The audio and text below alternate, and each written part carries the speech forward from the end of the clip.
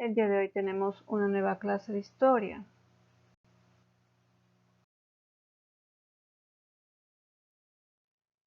Su objetivo es identificar las manifestaciones culturales a partir de la descripción del contexto histórico en que se originaron para distinguir cuáles de estos elementos son parte de nuestra identidad latinoamericana y ecuatoriana en la actualidad.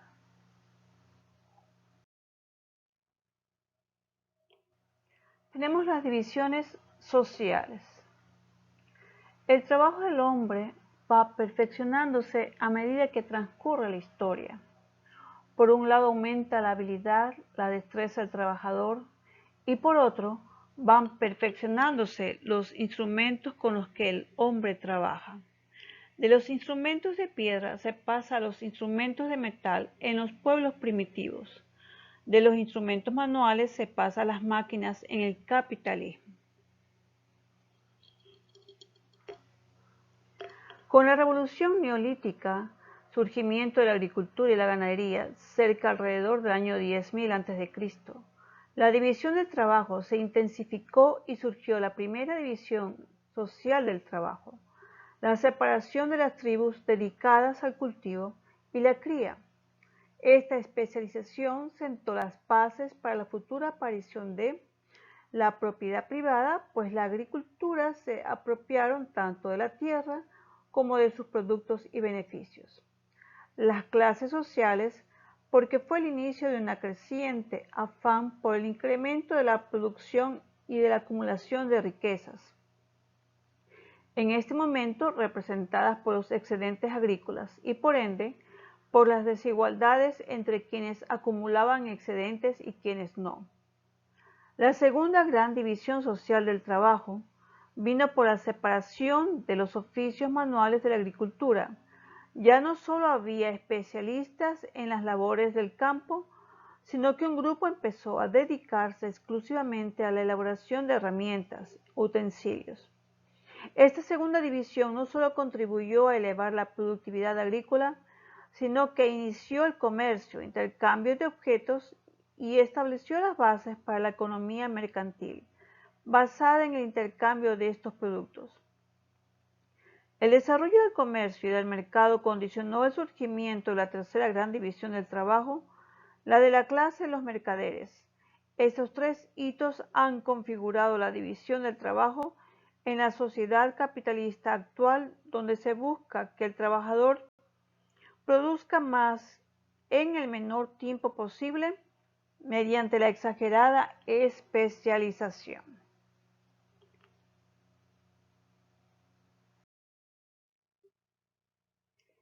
En esta diapositiva vemos los pequeños países, pero trabajadores.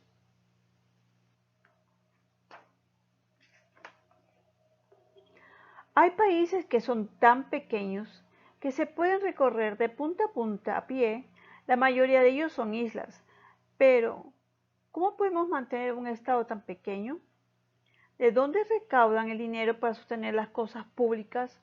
No tienen petróleo ni oro, pero aún así son capaces de autosustentarse. ¿Por qué? Tenemos al país de Palaos, con solo 20.000 habitantes. La economía de este país depende de la agricultura de subsistencia, la pesca y el turismo.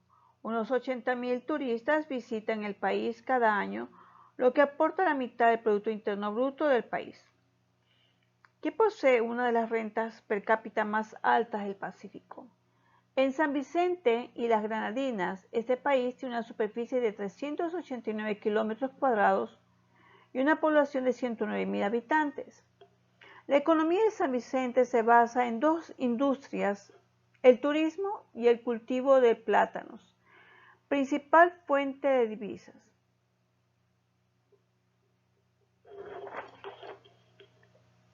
Donde trabaja casi la mitad de la población, también tiene una importante actividad turística. En el país de Granada, las dos principales industrias son la agricultura y el turismo. Producen diversas especies, entre ellas el 20% de la nuez moscada de todo el mundo. También producen cacao y tienen una importante industria turística.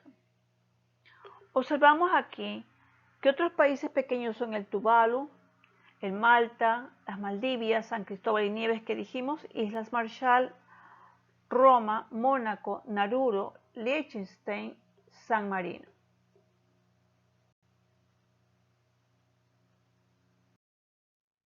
En la diapositiva 5 vemos la división racial del trabajo. Aunque a lo largo de la historia la prolongación de los modelos de división del trabajo se han fundamentado en criterios de clases sociales, agricultores, artesanos, mercaderes, han existido sociedades que se han distribuido la carga laboral ateniéndose a la raza o a la etnia. Tal ha sido la experiencia en la India,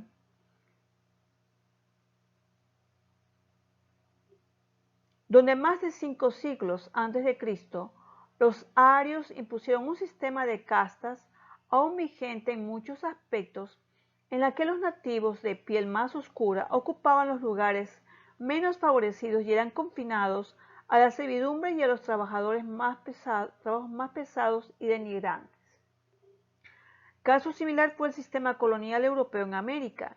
En las colonias españolas y en la portuguesa, los indígenas, aunque legalmente no eran esclavizados, fueron obligados a trabajar en minas, haciendas y talleres de manufactura, de cuyo producto se beneficiaban los blancos españoles y sus descendientes, dedicados a profesiones liberales, y el comercio, la misma clase de trabajos, estaba reservada para los esclavos africanos, quienes también eran llevados a las colonias británicas francesas del norte.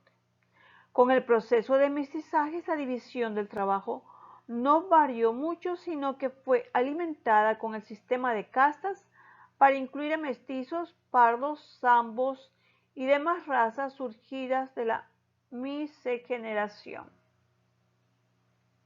Aquí observamos cómo se dividió. Tenemos que hubo una sistemática división racial del trabajo: indios, negros, españoles. Esta nueva tecnología de dominación y explotación en la raza versus trabajo. En la diapositiva 6 observamos el trabajo colectivo y solidario.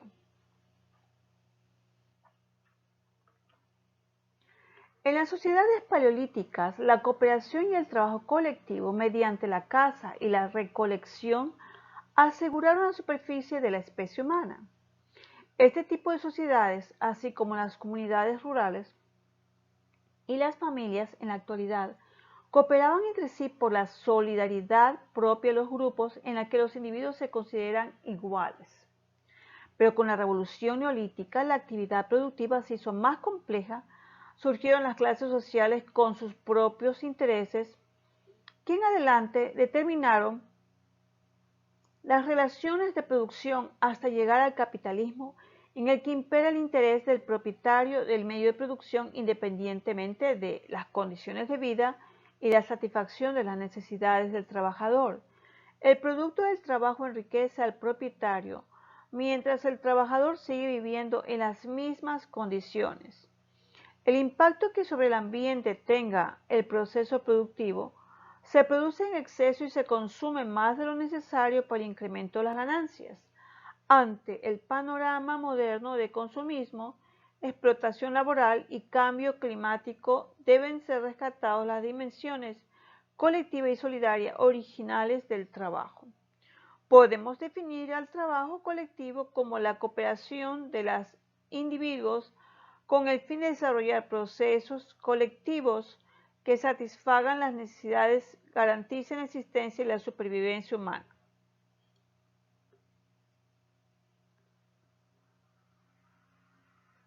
En las características del trabajo colaborativo tenemos la autoevaluación, el trabajo en equipo, la comunicación, la cooperación, la responsabilidad. En la diapositiva 7 vamos a observar el trabajo como producción simbólica. Este proceso de trabajo, además de estar atravesado por determinaciones técnicas, sociales, económicas y políticas, Es un espacio de producción y transformación cultural. Es un universo de relaciones de sentido. La producción, en consecuencia, es algo más que una lógica práctica de la eficacia material y algo distinto a ella. Es una intención cultural. El proceso material de la existencia física es organizado como un proceso significativo de ser social que representa para los hombres, puesto que siempre están definidos culturalmente en determinadas formas su único modo de existencia. Al trabajar los sujetos producen, reproducen y se apropian de significados. El trabajo es también acción simbólica. Las tradiciones culturales de los agentes productivos se entrelazan y confrontan con las concepciones del mundo y con los sistemas de valores de otros agentes productivos, sin ser la única fuente del trabajo generadora el proceso laboral en el ámbito donde éstas se enfrentan y se integran, para repercutir en el curso mismo de la actividad productiva y también para modificar estas tradiciones culturales. La importancia de significados hacia el trabajo y la exportación de los mismos desde el proceso laboral pasa necesariamente por las interacciones de los sujetos.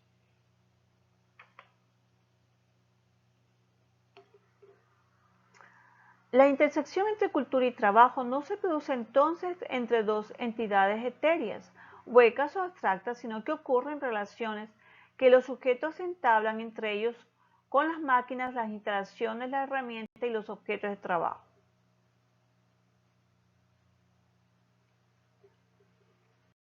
En la diapositiva 8 vamos a observar el valor trabajo de acuerdo a Carlos Marx. Dice que se determina el trabajo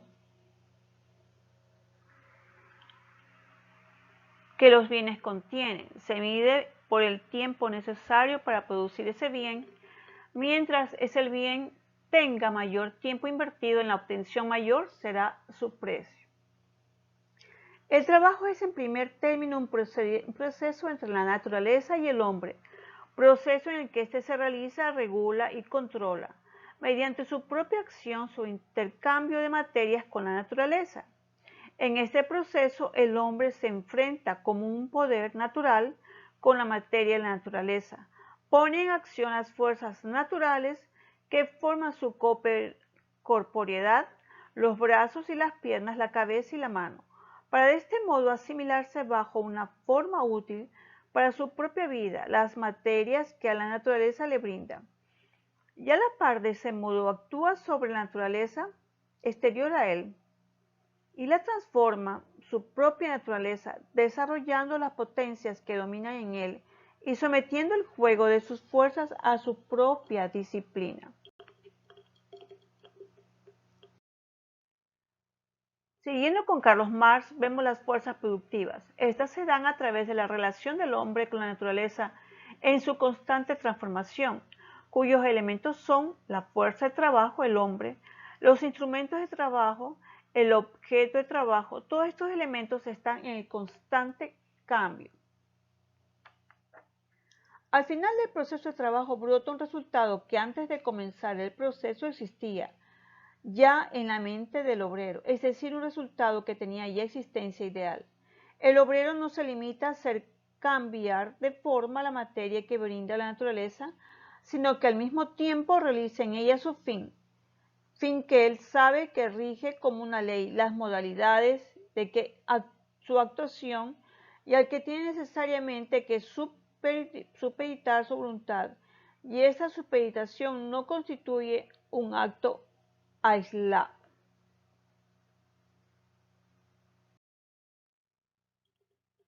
La educación no solo se trata de ir a la escuela y conseguir un grado, se trata de ampliar tus conocimientos y absorber la verdad acerca de la vida. En los anexos encontramos un video sobre la evolución del trabajo en la historia y vamos a realizar la actividad que se encuentra en la página 38. Bueno, que tengan todos ustedes una bendecida tarde.